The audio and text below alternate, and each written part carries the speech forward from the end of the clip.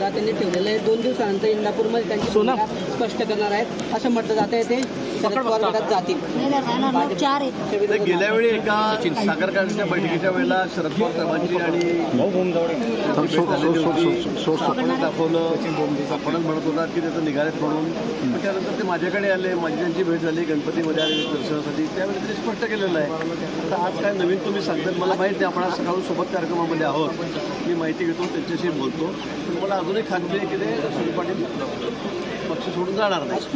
पुन्हा घेतली बहुतेक भेट आज शरद पवारांची. पुन्हा माहिती घेतो, मी माहिती काही नाराजी का भाऊ भाजप विरोधात त्यांच्या मनामध्ये काही? कारण मागे ते फडणवीसांबद्दल नाराजी केली तुम्ही. फडणवीस साहेबांचा विषय नाहीये.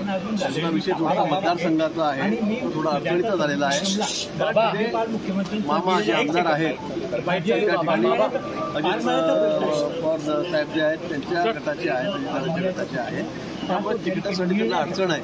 पण ते आतापर्यंत इंदापूरवरून तेच लढत होते. पण आता ज्यांच्या विरोधात लढत होते ते विरोधात आहेत तेच आमच्या पक्षाचे, म्हणजे युतीमध्ये आमदारांचं तिकीट त्यांना मिळेल असं त्यांना वाटतंय. आणि म्हणून ते थोडे अनसेफ त्यांना त्या ठिकाणी वाटतंय आणि म्हणून ते त्यावेळेला बोलले असते. बदलापूर नंतर पुण्यात पुन्हा अत्याचार झाल्याचं प्रकरण समोर आलेलं आहे. बदलापूर नंतर पुण्यात पुन्हा अत्याचार झाल्याचं प्रकरण समोर आलेलं आहे. भाऊ, नितेश राणेंच्या विरोधात जळगाव न्यायालयामध्ये एक खटला दाखल करण्यात आलेला आहे, फौजदारी खटला. मुस्लिमांच्या बाबत आक्षेपार्ह वक्तव्याच्या संदर्भात त्यांच्यावरती दाखल केला आहे. असेल आता महाराजांच्या विरोधात केला गेला, आता राणेच्या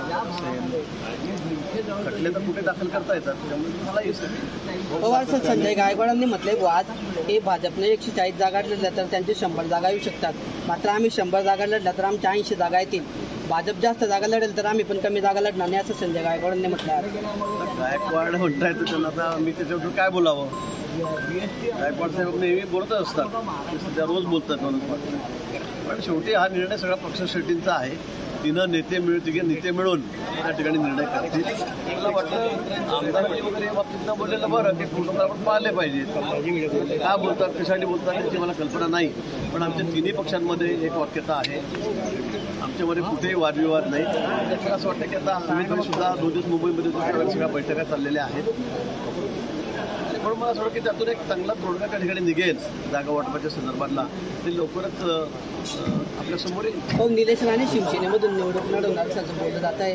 उदय सामंत साहेबांनी सांगितलं की आम्ही त्यांच्या पाठीची पुन्हा शिवसेनेची ताकद उभी करू. निलेश राणे मला या बाबतीमध्ये कल्पना नाही. मी आपल्या चॅनलच्या माध्यमातूनच ते बघितलंय. माझी त्यांची काही भेट नाही किंवा बोलणंही झालेलं नाही.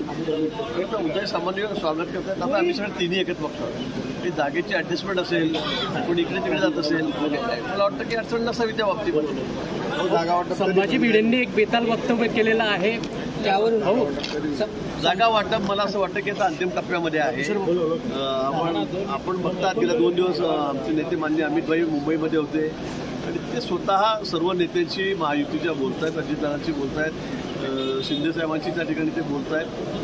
असं वाटतं की लवकरच हा प्रश्न संपेल आणि वेळसुद्धा कमी आहे. आचारसंहिता 7-8 दिवसामध्ये 10 तारखेपर्यंत केव्हाही लागू शकते. त्यामुळे ती यादी पण लवकर समोर येईल. तो संभाजी भिडेंनी एक वादग्रस्त वक्तव्य केलेलं आहे आज. याची संपूर्ण महाराष्ट्रामध्ये चर्चा होते. त्यांनी म्हटलंय की बेशर्म लोकांचा समाज म्हणजे हिंदुस्थान असं त्यांनी म्हटलेलं आहे. बेशर्म लोकांचा समाज म्हणजे मी ऐकून